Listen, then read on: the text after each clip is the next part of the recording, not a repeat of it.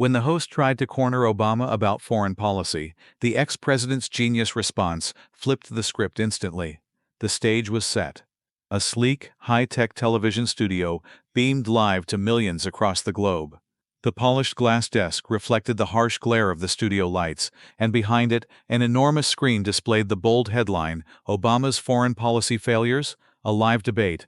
Sitting on one side of the table was Barack Obama, the former president, calm and composed in a sharp navy suit. His expression was relaxed, but his eyes hinted at focus and alertness, as if he already anticipated the storm to come. Opposite him was Ethan Cole, a well-known political commentator infamous for his combative style. Tonight, Cole seemed especially charged, sensing an opportunity to make headlines by challenging the former leader.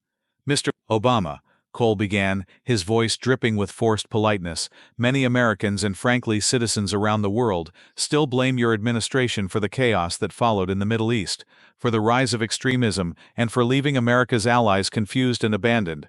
How do you justify what many call the greatest foreign policy disaster of the 21st century?" The question wasn't just sharp, it was designed as a trap. The studio fell silent except for the hum of cameras and the soft rustle of notes. Even the crew members seemed to hold their breath. Social media feeds exploded as clips of the question were instantly shared, dissected, and debated. Obama didn't flinch. He leaned forward slightly, the hint of a knowing smile on his face. His fingers rested lightly on the edge of the desk, as if steadying the moment itself. "You know, Ethan," Obama began, his tone measured but unmistakably confident, "foreign policy isn't scored like a boxing match. It's a long game, measured in lives saved, alliances strengthened, and conflicts prevented. If success were about throwing punches, I imagine your show would have solved world peace by now." The studio burst into subdued laughter, not from the audience, for this was a closed set, but from the crew and even some of the production team. Cole, momentarily thrown off, tried to regroup. "I'm being serious, Mr. President. Let's talk specifics. Libya, Syria, the red line you drew," but Obama held up his hand gently, not in dismissal, but in a way that commanded pause. "Ethan," Obama said, "you're asking about failures. Let's talk about what didn't fail. The coalition that dismantled the core of ISIS's territorial hold. The international agreements that kept Iran's nuclear program in check for years, verified independently. The partnerships that led to intelligence sharing, preventing attacks not just in America, but in cities like London, Paris, and Berlin. The climate agreements that, for the first time, united nearly 200 nations behind a single goal. Would you call those failures?" Cole opened his mouth, but no words came immediately. The trap had been turned inside out. The critic had been cornered, not the former president. The atmosphere crackled with tension and excitement. "Let's go deeper, shall we?" Obama continued, his voice now taking on the rhythm of a master storyteller. "You want to talk about the red line? Fine, let's do. You recall, Ethan, how many American lives were lost to direct military engagement in Syria during my tenure?" The host hesitated. He knew any guess could be dangerous. "None," Obama answered for him, "because sometimes restraint is leadership, sometimes not adding fuel to a burning region prevents a wildfire, and sometimes history takes longer than a news cycle to judge the weight of decisions." Across the globe, millions watched, transfixed. The hashtag #ObamaLive trended within minutes. Clips of his calm, sharp responses circulated at lightning speed. Analysts on rival networks began preparing segments on the spot, but Obama wasn't done. "You want to challenge me on foreign policy, Ethan? Let's challenge each other on truth. Are you prepared to acknowledge that America's standing in the world, its respect, its alliances, its moral leadership, was stronger the day I left office than the day I arrived?" Ethan Cole, feeling the pressure, shuffled his papers. He tried to pivot. "Well, Mr. President, some might argue that respect was built on promises, not results." Obama leaned in closer, his voice lowering, forcing viewers and the host alike to listen intently.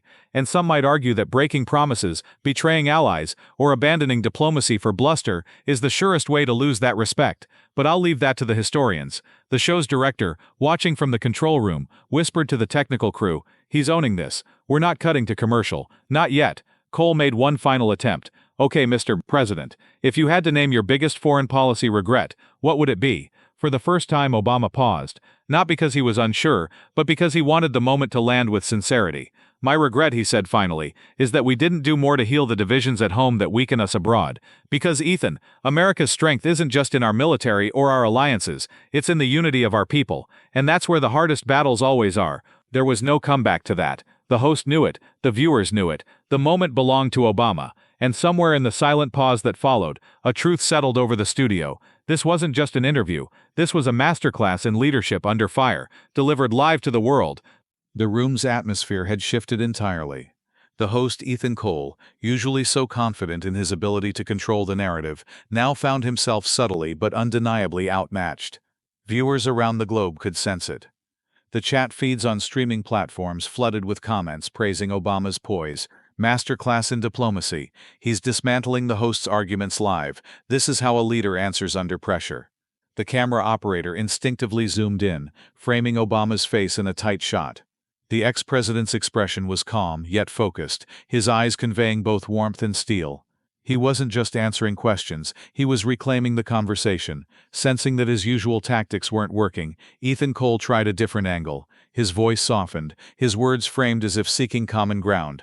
"Mr. Obama, you speak of diplomacy, of unity, of restraint, and I respect that. But critics would argue that this philosophy, admirable as it sounds, emboldened adversaries, that while America exercised restraint, others filled the vacuum. Russia in Crimea, China in the South China Sea, even North Korea, pushing the boundaries of provocation. How do you reconcile that?" The studio fell silent again. It was a sharper, more sophisticated question, one designed not to attack, but to force Obama into uncomfortable nuance. Obama nodded slowly, as if genuinely considering the point. Then he leaned back slightly, his voice deliberate and measured. "Ethan," he began, "you're asking the right question now, and I welcome it. Because leadership is about confronting hard truths. Yes, there are always consequences to choices, including the choice not to act militarily at every provocation. But let's be clear about what fills a vacuum. It's not restraint that invites aggression, it's inconsistency. It's when allies and adversaries alike don't know where you stand." Cole tried to interject, but Obama held up a hand, not to silence, but to signal that he was building to a larger point. "America's strength," he continued, "has never been just in the power of our weapons. It's in the power of our word. When we say we'll defend an ally, we must mean it. When we draw a red line, we must follow through. When we choose diplomacy, we must do so with resolve, not hesitation. And when we lead, we must lead by example, because credibility is the currency of global leadership." The weight of his words hung in the air. Even Cole seemed momentarily unsure how to respond. The host shuffled his notes again, trying to regain footing. "Mr. President," he said, his tone more respectful now, "many of your supporters and detractors have called your approach cerebral, even detached at times. They say you overthink, that you hesitate where decisiveness is needed. What's your response to that criticism?" Obama smiled, not arrogantly, but as if recognizing the familiar terrain of the critique. "I suppose it's better to be accused of thinking too much than too little," he quipped gently, drawing a ripple of laughter from the crew behind the cameras. Then, more seriously, "But let me say this, thinking carefully isn't the opposite of decisiveness. It's what makes decisiveness meaningful. A knee-jerk decision might feel strong in the moment, but strength is measured over time, in whether your choices stand the test of history, not just the test of a news cycle." The director, watching from the control room, leaned toward his assistant and whispered, "We're witnessing something rare. This isn't just an interview, it's a clinic in statesmanship." But the night's most powerful moment was still to come. Ethan Cole, determined to have the last word, posed what he clearly thought would be the showstopper. "All right, Mr. Obama, final question. If you were still president today, facing the crises we now see, Ukraine, Taiwan, cyber warfare, disinformation, what would be your first move?" The cameras tightened on Obama's face. The world seemed to lean closer to their screens. Obama took a breath. His reply was quiet, but carried a force that made every syllable land. "My first move," he said, "would be to remind Americans and the world that democracy is only as strong as the truth we're willing to defend. Before we send troops, before we impose sanctions, before we engage diplomatically, we must unite around facts. Because division at home is the greatest gift we could ever give to those who wish us harm abroad." He let the words settle. Then he added, his gaze steady, his voice resolute, "The greatest battlefield today isn't in any one region. It's in the hearts and minds of people everywhere, deciding whether they believe in facts or in fear. And that's a battle we can only win together." The studio was so silent that the soft whir of the cameras seemed loud. Ethan Cole, for once, had no follow-up. He simply nodded, acknowledging the weight of what had been said. And around the world, millions of viewers knew they had just witnessed a moment that would be replayed, quoted, and studied for years to come. The camera's red recording light glowed steadily, but the energy in the room had shifted. What started as a sharp-edged interview designed to corner Barack Obama had transformed into something more profound, a dialogue that felt historic, unfolding in real time. Across social media platforms, clips of Obama's last response were already being shared with captions like, "This is leadership," and "Obama's masterclass in live diplomacy." Ethan Cole glanced at his production team, uncertainty flickering in his eyes. He had set out to challenge Obama, but now the conversation felt as if Obama himself was steering the ship, and the world was watching. Trying to regain control, Cole leaned forward, his tone blending curiosity with subtle defiance. "Mr. President, you speak so passionately about unity, truth, and democracy. But let's get practical. Critics say those are ideals, nice in speeches, hard in action. When you face situations like Syria, Iran, or Libya, didn't reality force you to compromise those very values you're championing tonight?" Obama smiled, not the smile of a man caught off guard, but of one who had anticipated the move. "Ethan," he began, his voice steady, "you're absolutely right that reality tests ideals. That's what makes them ideals. If they were easy, they'd be conveniences, not principles." He paused, leaning slightly toward the host, his tone becoming more personal. "Do you know the hardest part of leadership? It's not making the popular decision, it's making the right one when you know it won't satisfy anyone in the short term. When I chose diplomacy over military action in certain moments, when I insisted on building coalitions instead of going it alone, I knew it would frustrate people. But I also knew that lasting peace, lasting progress, doesn't come from shortcuts, it comes from persistence." Cole opened his mouth, but Obama wasn't finished. "Look," Obama said, gesturing with his hands as if drawing invisible lines, "I understand the temptation to see strength as force, to see decisive action as the loudest response, but strength is also knowing when not to act rashly. It's knowing when patience serves the cause of peace better than immediacy serves the cause of ego." The global audience was captivated, comment threads filled with reactions. "This is what statesmanship looks like. I tuned in for an interview, I'm getting a civics lesson. Say what you want about Obama, the man knows how to command a conversation." Cole, realizing he was losing his grip on the dynamic, shifted gears again. "Mr. Obama, let's talk about personal responsibility. Some would argue that under your administration, the rise of certain global threats was inevitable because you underestimated them. ISIS, for example. Looking back, do you admit you could have done more, acted sooner?" The question was sharp, and for a moment, the tension in the studio returned. Even the crew held their breath. Obama's face grew serious, his gaze direct. "I'll tell you something, Ethan. The hardest part of this job, the part no one prepares you for, is that even your best decisions have consequences you can't always control. Could we have seen certain threats sooner? Could we have acted faster? Perhaps, and history will judge that, as it should."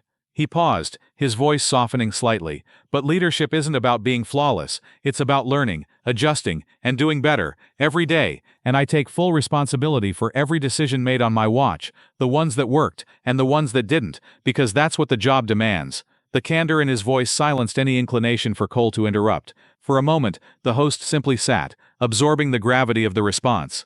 Obama leaned back slightly, as if inviting the world into a shared reflection. "And I'll tell you this too, the measure of a nation isn't whether it avoids mistakes, because no nation does, it's how it responds to them.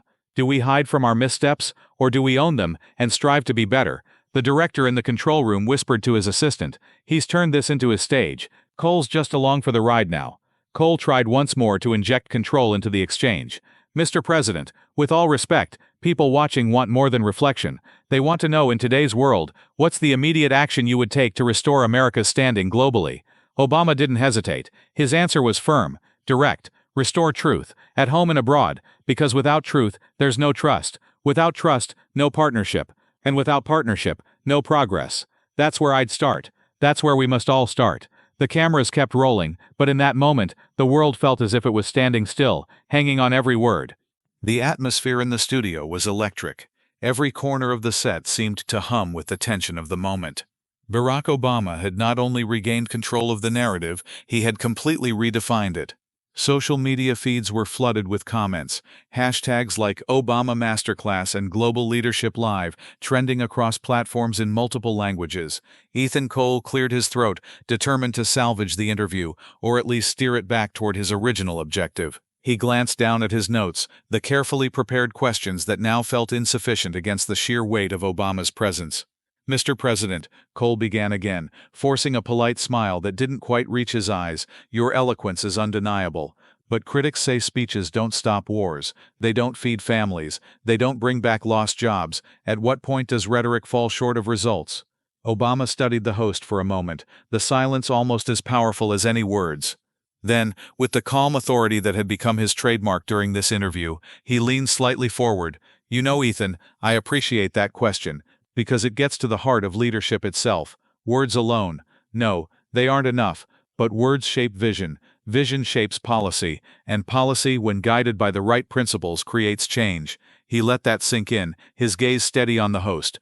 Think of Martin Luther King Jr. His words didn't pass the Civil Rights Act, but they inspired a movement that did. Think of Nelson Mandela. His speeches didn't dismantle apartheid, but they built the moral foundation that made dismantling it inevitable. Cole shifted in his seat, sensing that the global audience wasn't just watching a debate anymore, they were watching a moment that would be replayed, quoted, and studied. And let me tell you something else, Obama continued.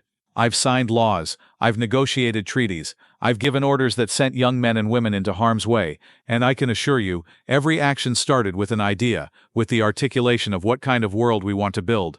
That's where words matter most. The live chat beneath the broadcast lit up. This is gold. Every aspiring leader should be watching. He's turning every challenge into a teaching moment. Masterclass in real-time diplomacy. Cole's producers fed him a note through his earpiece. Try to break his flow. Get him emotional. Taking a deep breath, Cole tried once more. Mr. Obama, you speak of ideals and principles, but what about the times you fell short? The red line in Syria, the broken promises on Guantanamo. Don't those failures contradict the very vision you're promoting right now? For the briefest moment, the studio seemed to hold its breath. Obama's expression grew somber, his voice dropping just enough to command absolute attention. I don't run from mistakes, Ethan, and I don't pretend they didn't happen. The red line in Syria. Yes, I regret that the outcome didn't match the intention. Guantanamo? I regret that political divisions kept us from closing it, despite our efforts. But here's the truth. Leadership isn't about perfection. It's about responsibility, and I own those failures, just as I own the successes. He paused, his voice steady but intense. And let me tell you, if you're looking for a leader who claims they never got it wrong, keep looking, because that person doesn't exist. The comment section exploded once more. Damn, that's honesty you rarely see. Obama just schooled him again. This interview is legendary. Cole felt the ground shifting beneath him, but he had one last angle. Then, Mr. President, if leadership is about owning mistakes, what's the one decision you would change if you could go back? Obama didn't hesitate. I would have done more to rebuild trust in our institutions, because without trust, no policy, no action, no speech matters. And trust starts with transparency, accountability, and truth. He looked straight into the camera now, as if addressing each viewer personally. The world needs leaders who admit when they fall short, who listen, who learn, and who keep pushing forward, not for applause, but for progress. And in that moment, the show no longer felt like an interview. It felt like a global town hall, one man speaking to millions, reminding them of what leadership truly means. The studio had transformed from a battleground of pointed questions into an arena of reflection and global engagement. Barack Obama had navigated the host's every attempt to pin him down, turning each challenge into an opportunity to showcase not just political acumen but human depth. Yet, as the interview drew toward its conclusion, the tension hadn't eased, it had evolved. The world was watching, waiting for that final exchange that would define this historic moment. Ethan Cole, perspiration faint on his brow despite the cool studio air, realized this was no longer just an interview, this was legacy in motion. His producers whispered frantic suggestions through his earpiece. Shift to rapid fire, push him on China, bring up the drone strikes, force discomfort. Cole straightened his notes and decided to gamble. If he couldn't outmaneuver Obama with careful traps, maybe speed and persistence would break through. Mr. President, Cole began, voice sharper now, let's talk specifics. Under your administration, drone strikes increased dramatically. Civilian casualties were reported. How does that square with the moral vision you've so eloquently outlined tonight? Obama didn't blink. His reply came measured, deliberate. Ethan, that's a fair question, and a painful one. No decision to use force is ever easy. I authorized actions to protect American lives and prevent terrorist attacks, yes, and every civilian casualty weighed on me personally, but I also put in place stricter oversight, tighter protocols, and pushed for transparency in those operations. He leaned in, lowering his voice so it felt intimate, even in the massive space of the studio. Do I wish we could have achieved security without those costs? Absolutely. But I'd ask any viewer, when you sit in that chair, and lives depend on your decisions, there are no perfect answers, only hard choices. The chat erupted once more. That's accountability. He's not dodging, he's owning it. Masterclass in leadership under pressure. Cole pressed on. On China, sir? Critics say your administration's strategic patience allowed them to expand influence unchecked in the South China Sea, in Africa, in global trade. Obama's smile was faint, knowing. Critics always have the benefit of hindsight. Let me ask, would reckless confrontation have served us better? Or engagement that rallied allies and built frameworks for shared security? He gestured subtly toward the camera, toward the global audience. Leadership isn't about reacting to every provocation. It's about setting the stage so that 10 years from now, 20 years from now, the world is safer because you kept your head when others demanded rash action. Cole tried to interrupt, but Obama's momentum was unstoppable now. And Ethan, history will judge whether our restraint strengthened or weakened us. But I stand by the principle that America leads best not by the volume of its threats, but by the power of its example. In control. Calm. Resolute. It wasn't just the host who was silenced. The entire audience was spellbound. But Cole wasn't ready to yield. One final attempt. You speak of example, Mr. President.